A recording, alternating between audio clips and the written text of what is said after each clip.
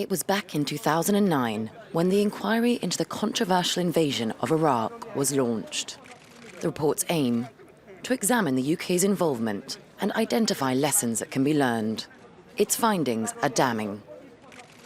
Military action at that time was not a last resort. We have also concluded that the judgments about the severity of the threat posed by Iraq's weapons of mass destruction, WMD, were presented with a certainty that was not justified.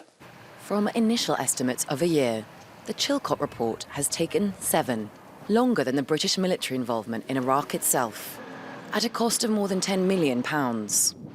Many delays stemmed from arguing over what could be published, out of correspondence between Blair and US President George W. Bush, and the need to give public figures under fire time to respond to criticism.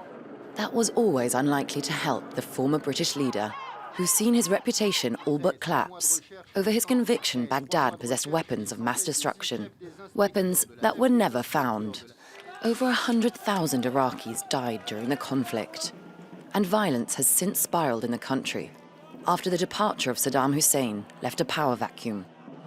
The invasion never had the support of the UN Security Council before troops went in, but the 2.6 million word Chilcot report isn't delving into whether the war was legal. However, it could well form the basis for future legal action against Tony Blair and his ministers, something that many in the UK have long called for.